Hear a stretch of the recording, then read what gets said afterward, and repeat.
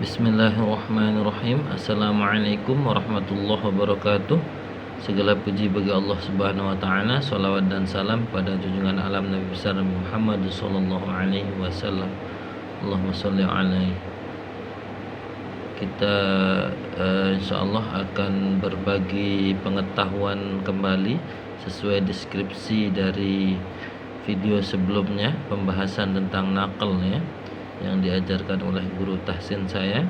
Insyaallah kali ini tentang iltiqa usakinain ya, pertemuan dua sukun ya, atau dua sukun yang berdampingan ya. Kemudian di antara dua sukun tersebut terdapat hamzah wasal. Seperti contohnya langsung di sini surah Al-Qiyamah ayat 30 ya. Ini masih pakai mushaf Madinah ya, Rasam Usmani ya. Rasam Usmani. Di sini ada ayat 30. Saya coba bacakan. A'udzu billahi minasy syaithanir rajim. Ila rabbika yawma idzinil masaq. Ya, di sini ada yauma idzinil. Di sini ada dal kasroh tain, kemudian ada hamzah wasol, kemudian dalam sukun ya. Seperti itu kita akan bahas di kertas biasa agar terlihat lebih jelas. Oke, insyaallah. Ya, di sini ya. Di sini tulisannya ayat 30 ya. Kalau tulisannya seperti ini, yauma idzin, kemudian ada lam sukun, dzin lam sukun. Nah, kalau tulisan mushaf Madinah seperti ini ya. Dan tentunya kita akan bertanya, pertemuan dua sukunnya di mana? Nah, ini hanya satu sukun di atas lamnya. Nah, sehingga perlu dijelaskan ya, atau dijabarkan agar mudah memahaminya. Iltiqa usakinain ini pertemuan dua sukun. Di antara dua sukun ada hamzah wasol. Ini hamzah wasolnya ya. Seperti itu. Kemudian sukun pertama ada di mana? Nah, itu menjadi pertanyaan. Ternyata sukun pertama itu ada di dzal, dzal kasroh tain ya, atau dzal baris dua bawah ya. Atau baris bawahnya kan biasanya satu, tapi di sini dua ya, karena masuk ke kasroh tain atau masuk ke tanwin ya, bagian dari tanwin ya, atau kasrohnya double ya, double seperti ini ya. Kemudian sukunnya ada di sini, ternyata kita jabarkan seperti ini. Nah, seperti ini. Masih ayatnya sama ya. Yang tadi ma'idzin kasroh tain, kemudian penulisannya menjadi begini, dal kasroh, kemudian nun sukun, sehingga nampak dua sukun sudah ya. Sukun pertama di sini, sukun kedua di lamnya. Kemudian di antara dua sukun ini ada hamzah wasol. Kalau dia posisinya begini, pertemuan dua sukun di antaranya ada hamzah wasol, susah dibaca. Ya kan? Yauma idzin. Kemudian langsung lam sukun, seperti apa membacanya? Ya seperti itu nggih.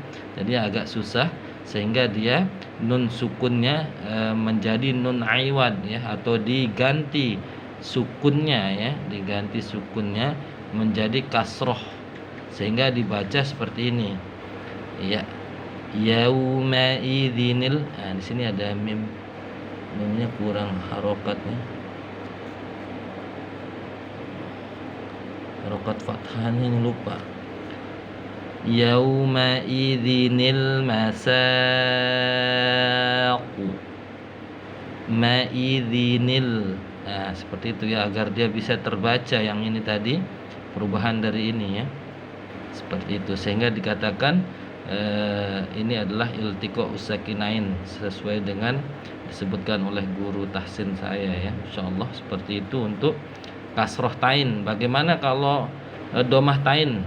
Nah, di sini surah Al-Qiyamah ayat 30 ya.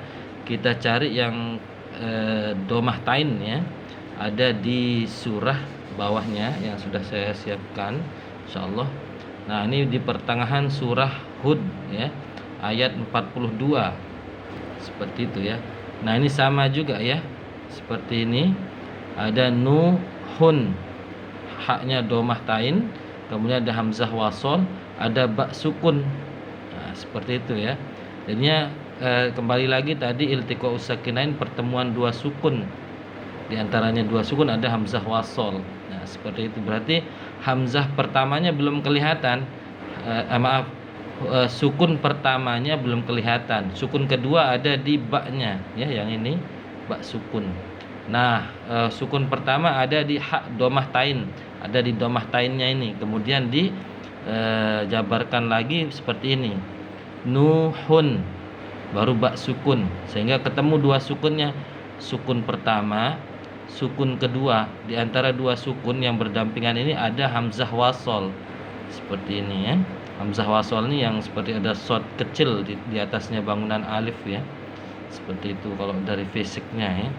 Kemudian karena ini susah dibaca, hun langsung ke bak sukun, sehingga dia nun sukunnya menjadi nun aiwad, atau nun sukunnya diganti ya menjadi kasroh. Nah, seperti ini. Nuhuni banahu ya, nuhuni banah. Kalau disukunkan untuk hak domirnya ya. Mad silah sugro ini. Nah, seperti itu untuk yang domah tain ya. Nuhuni banah, nuhuni banahu, atau nuhuni banah. Seperti itu untuk pertengahan ayat 42 dari surah Hud. Nah, ketemu sudah nggih? Ada kasroh tain ya, contohnya ada domah tain. Kemudian sekarang kita cari contohnya yang fathah tain. Ada di surah An-Najm ya, ayat 50. Sudah saya siapkan juga supaya mempermudah ya. Nah, yang pertama di baris pertama ini ya, penulisan pertama ada adan. Kemudian ada lam sukun, kemudian hamzah selanjutnya ya. Nah, di sini ada fathah tain ya, atau tanwin baris dua atas ya, atau fathah double. Nah, di sini kan belum kelihatan sukun pertamanya. Sukun kedua sudah ada, hamzah wasol sudah terlihat di sini ya. Berarti di sini ada sukunnya, sukun pertamanya ya. Jadi perlu dijabarkan dulu seperti ini. Adan. Nah, kemudian nunnya, di atas nunnya ada sukun. Di sukun pertama, sukun kedua, kemudian di tengahnya ada hamzah wasol ya. Nah, ini belum bisa dibaca sama dengan yang tadi, sehingga nun sukunnya jadi nun aiwad ya, atau sukunnya digantikan ke kasroh ya. Adanil ula, adanil ula, seperti itu. Nah, itulah pembelajaran dari iltiqa usakinain ya. Ini sengaja saya sampaikan supaya saya ulang-ulang pembelajaran tersebut ya, pembelajaran ini agar saya sering ingat, atau bisa juga menjadi pembelajaran buat kita yang memang belum paham mungkin nggih, atau yang ada juga yang memang banyak yang sudah paham ya. Setidaknya video ini bisa bermanfaat tentunya. Dan saya ingin menyampaikan juga bahwa guru saya, guru tahsin saya ini insyaallah mengajarkan banyak hal ya kepada saya pribadi tentang hukum bacaan, kemudian kalimat maksusoh, kemudian banyak ya tentang tahsin ini, baik dari makhrajnya, kemudian sifat hurufnya dan lain-lainnya ya. Dan guru saya ini beliau adalah imam masjid ya, imam masjid Ar-Rahmah ya, yang ada di perumahan Sepinggan Pratama di Balikpapan Selatan. Beliau ini juga S1 dan S2-nya di Universitas Al-Iman Yaman ya, yang mana beliau takhusus untuk qiraat asyarah ya. Seperti itu. Dan beliau ini juga penemu dari metode al-haq ya, metode al-haq, yang beliau ini banyak muridnya ya, termasuk saya juga ya. Alhamdulillah. saya juga masih belajar. Kemudian murid beliau ini tidak hanya lokal saja di Balikpapan saja, bukan di Balikpapan saja, tapi di Jawa, di Lampung, dan di berbagai kota ya di Indonesia ini, nasional ya, dan di internasional juga ada, atau di luar negeri beberapa murid beliau ada juga yang masih aktif ya untuk belajar di kelas non reguler ya, yang baik itu bisa untuk lembaga dan bisa juga untuk perkantoran atau lembaga pendidikan ya. Kemudian di perusahaan-perusahaan juga banyak yang ikut ya, sehingga murid beliau itu tersebar di berbagai penjuru daerah dan di luar negeri juga nggih. Jadi untuk saudara-saudara sekalian atau bapak-bapak dan ibu-ibu yang mungkin ya melihat atau sudah mendengarkan dan melihat video saya ini, mudah-mudahan bermanfaat. Dan kalau ingin bergabung atau ikut serta belajar tahsin ya kepada beliau ya, Ustadz Saiful Anwar LCMA, bisa ya, kalau dia di luar daerah bisa ikut tahsin non reguler ya, bisa satu keluarga 4 orang misalnya, ada ayah, ibu, anak, atau bisa juga perkantoran ya. Kalau yang di Balikpapan banyak yang dari pengeboran minyak atau Pertamina yang banyak ikut ya, atau juga sama dengan lembaga-lembaga pendidikan juga ya, yayasan-yayasan lain juga ada beberapa karyawannya yang memang ikut serta ya untuk belajar tahsin ke beliau. Dan memang beliau juga banyak pengajar ya, murid beliau yang langsung mengajarkan itu memang beliau latih ya.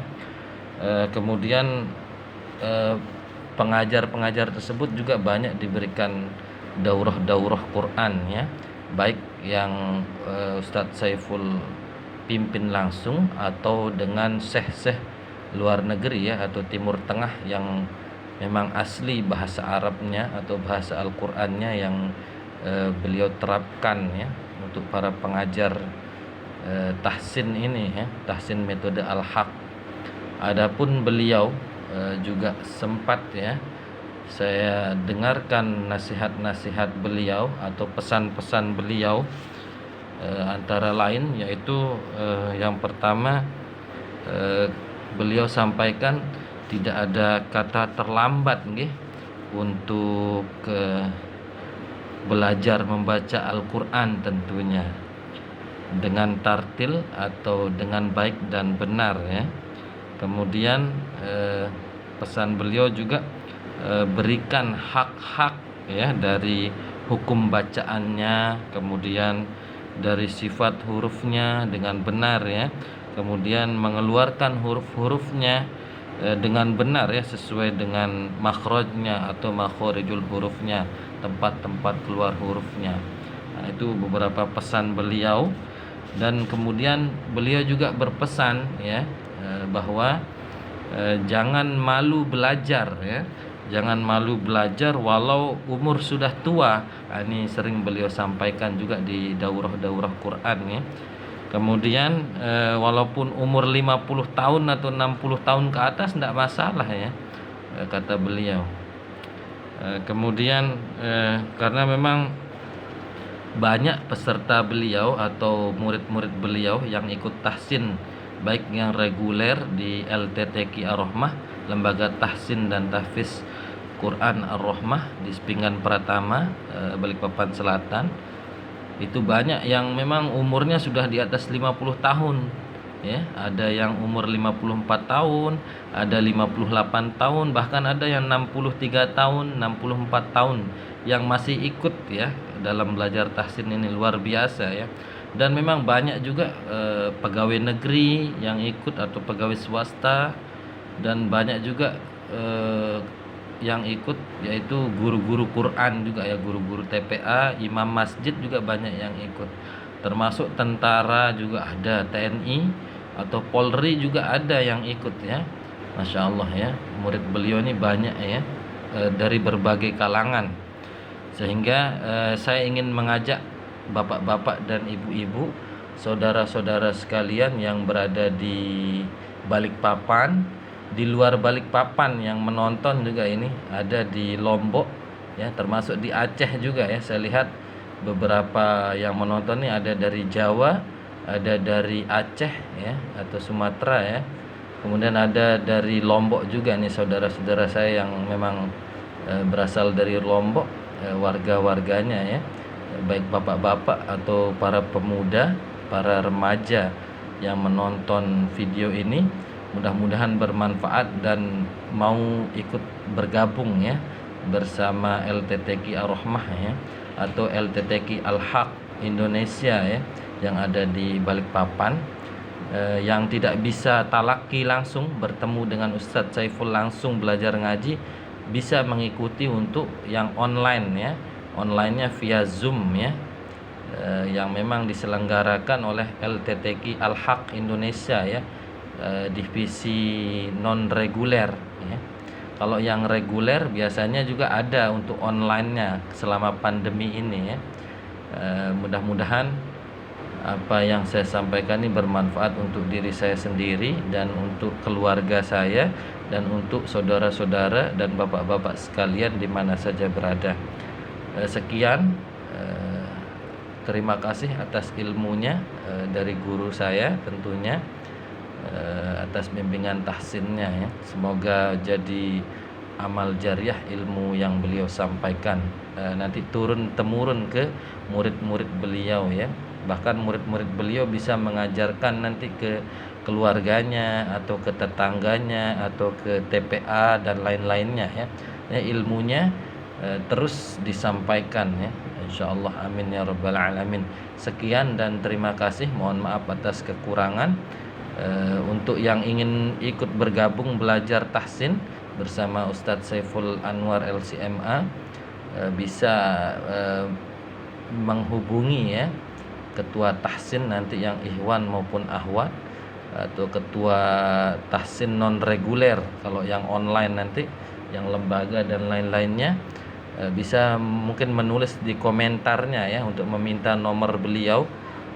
Tentu nanti saya akan izin dulu untuk diberikan kepada bapak-bapak atau ibu-ibu dan saudara-saudara yang ingin mengikuti tahsin atas izin dari beliau, ketua tahsin yang ikhwan maupun ahwat dan ketua tahsin non reguler, insyaallah. Kalau tidak salah pembukaannya setelah Ramadan ini, kalau tidak salah bulan Syawal, insyaallah. Itu saja, mohon maaf atas kekurangan ilmu saya, dan ini hanya sifatnya berbagi pengetahuan ya. Itu saja, mohon maaf. Sekian, assalamualaikum warahmatullahi wabarakatuh.